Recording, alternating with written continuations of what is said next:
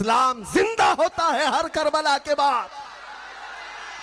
ہماری جانیں رکھی ہیں اس لیے مصطفیٰ کریم کی عزت کے لیے. یا رسول اللہ کروں تیرے نام پہ جاں فدا، نہ بس ایک جاں دو جہاں فدا، دو جہاں سے بھی نہیں جی بھرا، کروں کیا کروڑوں جہاں نہیں. السلام علیکم دوستو، میرے عزیزو، آج مفتی صاحب کا، مفتی سلمان اظہری صاحب کا بالکل خاص نیا بیان مسلمانوں کے درمیان میں آیا ہے، اور آپ مفتی صاحب سلمان اظہری نے فرمایا اسلام میں ہمیں اللہ نے رکھا ہی ہے، اور جب اسلام میں ہم داخل ہوئے ہیں تو ہم پر بڑے فرائض ہیں، ہمیں اس تمام فرائض پر، سنتوں پر عمل کرنا ہے. بڑے ایمان و افروز والی تقریر ہے. آئیے آپ سب سے پہلے حضرت جناب مفتی سلمان اظہری صاحب کی یہ خلوص و للہیت والی تقاریر سنیں اور دیکھیں، اور انشاءاللہ اس پر عمل کریں. اللہ تعالیٰ آپ کو کہرے سننے سے زیادہ عمل خیر کی توفیق فرمائے. آئیے سنتے ہیں، دیکھتے ہیں. اسلام زندہ ہوتا ہے ہر کربلا کے بعد. ہماری جانیں رکھی ہیں اس لیے مصطفیٰ کریم کی عزت کے لیے. یا رسول اللہ کروں تیرے نام پہ جاں فدا، نہ بس ایک جاں دو جہاں فدا، دو جہاں سے بھی نہیں جی بھرا، کروں کیا کروڑوں جہاں نہیں. حضور پاک کے لیے اگر جان رکھی گئی ہے. اور ایک بات میں آپ کو بتا دوں، بہت سارے لوگ آج بھی، ظاہر سی بات ہے، ہر تقریر کو ہماری ریکارڈ کرتے ہیں. آپ لوگوں کی بات نہیں کر رہا ہوں، ہمارے رشتہ دار ساتھ ساتھ چلتے ہیں، ہر جلسے میں بہت ساری جگہوں پر ریکارڈ کرتے ہیں، اور کئی گھنٹے اس پر ریسرچ بھی کرتے ہیں ان میں کیا کیا ہے. ان کو میں باضابطہ یہ پیغام دیتا ہوں، میں نبی پاک کی عزت اور عظمت پر آخری سانس تک بولتا رہوں گا، اور اگر یہ بولنا جرم ہے، یہ جرم ہم 1000 بار کرتے رہیں گے. یہ جرم 1000 بار ہوگا، اس لیے کہ عاشق صادق آل رسول مارا روی رحمت اللہ تعالیٰ علیہ نے فرمایا تھا کہ عشق گر جرم ہے تو پھانسی کی سزا دی جائے. عشق گر جرم ہے تو پھانسی کی سزا دی جائے، در محبوب پہ لیکن یہ سزا دی جائے. ہماری بھی خواہش اتنی ہے، ہماری بھی خواہش اتنی ہے. عزیزان گرامی وقار، بات میں اصل جس موضوع کو لے کر چلا تھا آتا ہوں آپ کے سامنے. سب سے پہلی بات یہ ہے، تم دین اسلام پر قائم ہو. قرآن کہتا ہے ہوا سماکم المسلمین، وہ اللہ ہے جس نے تمہارا نام مسلمان رکھا ہے. تو چھپا کر کے جینے کی ضرورت نہیں. تم کیوں ٹوپیاں نکال کر داڑیاں چھلا کر گھومتے ہو سیکولر بننے کے چکر میں؟ دنیا کیا چاہتی ہے؟ تمہیں ماڈرن بنا کر کے، ایک عیاش جوان بنا کر کے. میرے عزیزو، اے نوجوانوں، سورت کے نوجوانوں، ایک چیز تمہاری میں بتا دوں، ایک چیز جو یہ شکلیں آج نظر آ رہی ہیں، اس لیے کہ آپ جلسے غوث پاک میں آئے، اللہ اور اس کے رسول کا ذکر سننے آئے، سروں پر ٹوپیاں ہیں، چمکتے ہوئے چہرے ہیں. کاش یہ زندگی بھر ہو جائیں تو کئی کیڑے دم توڑ دیں. ویسے ہی، کیونکہ اللہ نے سنت مصطفیٰ والے چہرے پر رعب رکھا ہے، رعب رکھا ہے. اگر تمہارا یہ حضور کی سنتوں پر چلنے کا جذبہ جوان ہو گیا، باقی اور ساری چیزوں کی ضرورت بھی پیش نہیں آئے گی تمہیں. سب سے پہلی چیز یہی ہے کہ تم آ جاؤ اس نقش قدم پر جہاں میرے مصطفیٰ نے اپنے صحابہ کو چھوڑا تھا. اس پوائنٹ پر آ جائیں، بس ہمارے لیے کافی ہے. اور میرا مشن بھی یہی ہے. آپ سے میں بات یہ کر رہا ہوں، اللہ نے تمہارا نام مسلمان رکھا، اللہ نے رکھا، اور تم سیکولر بن کر کے ایسے بننا چاہتے ہو کہ لوگ تمہارا نام پوچھ کر کے معلوم کریں کون ہے یہ، ادھر والا ہے ادھر والا. نام سے بھی نہیں معلوم ہوتا. کبھی کوئی نام راجہ بتاتا ہے، راجہ ادھر بھی ہے ادھر بھی. پھر اس کے باپ کا نام پوچھنا پڑتا ہے، تمہارے باپ کا نام کیا ہے؟ تو کہتے ہیں سونو. ادھر بھی ہے ادھر بھی ہے. تم سے بھی نہیں پتا چلا، تمہارے باپ سے بھی نہیں پتا چلا، پھر آدمی کو تمہیں پہچاننے کے لیے دادا تک جانا پڑتا. میرے عزیزوں، یہ کوئی لطیفہ نہیں، بہت سارے لوگ اس بات کی کوشش کر رہے ہیں. آج میں ان سے یہ کہتا ہوں، تمہیں پہچاننے کے لیے باپ دادا تو دور کی بات، تمہارا نام پوچھنے کی بھی ضرورت نہ ہے. تمہاری چال چلن دیکھ کر کے دنیا پکارے، اس کے جسم سے مصطفیٰ کی خوشبو آتی ہے. مدینے کے تاجدار کا غلام لگتا ہے. تمہاری چلت پھرت ہی کافی ہو جانی چاہیے. مجھے پتا ہے میں اس بات کے فخر کے ساتھ اس لباس کے ساتھ ہر جگہ گھومتا ہوں, ہر جگہ جاتا ہوں. میں چاہے اسٹیشن پہ ہوں, ایئرپورٹ پہ ہوں, میں اپنے امامے کے ساتھ جاتا آتا ہوں.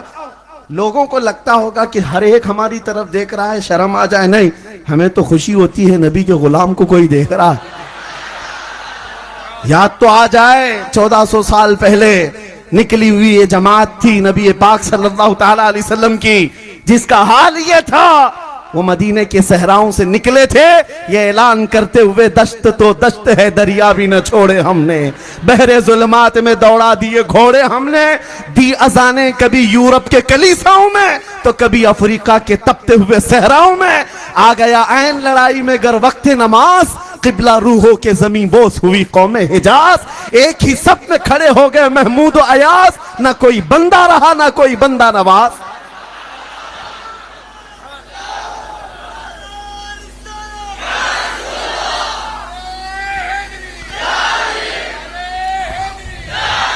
میرے عزیزوں, آپ کو آپ کی حیثیت معلوم نہیں ہے, آپ کو نہیں معلوم آپ کی حقیقت, لیکن دنیا کو پتا ہے, لوگوں کو معلوم ہے.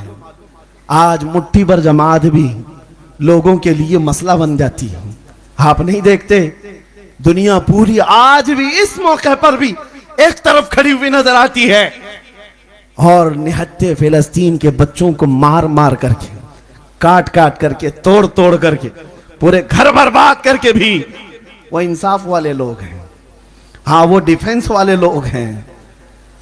5000 بچوں کا قتل ہو جائے پھر بھی وہ ڈیفنس والے لوگ ہیں. اور یہ چھوٹے چھوٹے بچے آتنکواد ہیں, یہ ٹیررسٹ تھے. یہی تو دنیا آج کس بے شرمی کے ساتھ کہہ رہی ہے, ارے دودھ پیتے ہوئے بچے قتل کر دیے گئے, مار دیے گئے, ان کا کیا قصور تھا؟ ایک دو نہیں, ماؤں کے پیٹ میں موجود بچے ہلاک کر دیے گئے, حاملہ عورتیں مر گئی ہیں, ان کا کیا قصور تھا؟ وہ کون سا آتنک مچائے ہوئے تھے؟ دنیا دغلے معیار پر آج عمل کرتی ہے.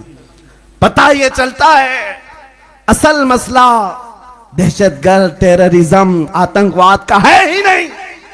صرف اور صرف اگر کوئی چیز چبھتی ہے تو وہ اسلام چبھتا, ایمان چبھتا ہے لوگوں کو. اور ساری طاقتیں لے کر آج کے زمانے میں ہائی ٹیکنالوجی کے دور میں سپر پاور طاقتیں لڑنے کے لیے چھوٹے بچوں کے سامنے کھڑی ہے. اللہ ان بچوں کو سدا سلامت رکھے, سدا سلامت رکھے. میں تو یقین کے ساتھ کہتا ہوں ان کا ایمان شاید آج کے پوری دنیا کے مسلمانوں کے ایمان کی طرح نہیں ہے. سارے مسلمانوں کا ایمان ایک جگہ, ان نہتے بچوں کا ایمان ایک جگہ.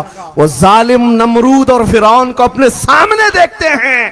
6 سال کی عمر کا بچہ بھی کنکر اٹھا کر مقابلہ کرنے کی طاقت رکھتا.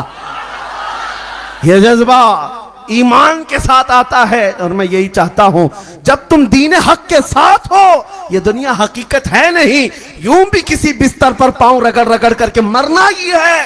تو میرے عزیزوں میں یہ کہتا ہوں جب دنیا سے جانا ہی ہے میرے مصطفیٰ کا نام بلند کر کے کیوں نہ جائیں, رب کی رضا حاصل کر کے کیوں نہ جائیں, دین حق کی تبلیغ کر کے کیوں نہ جائیں.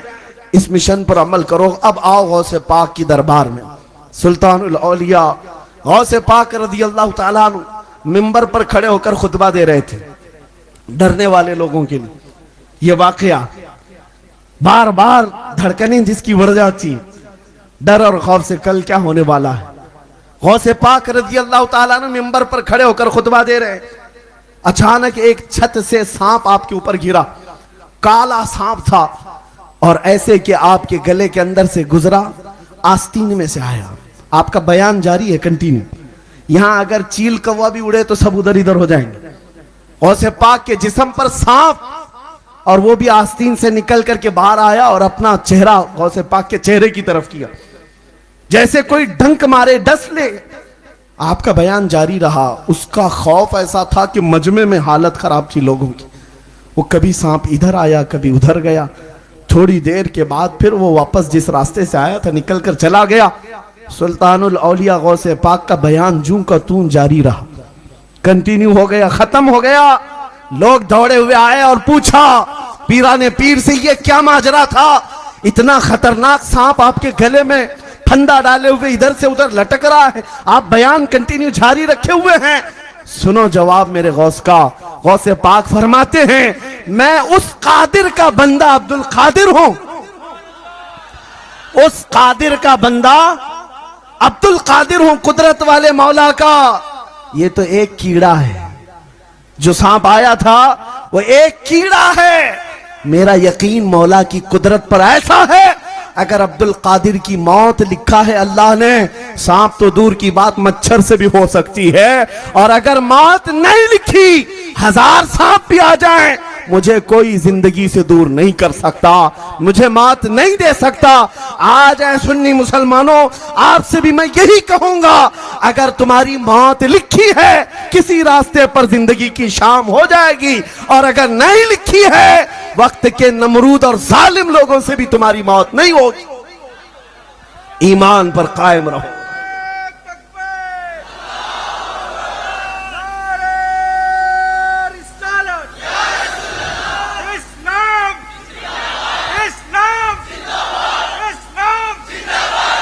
मेरे अजीजों, अभी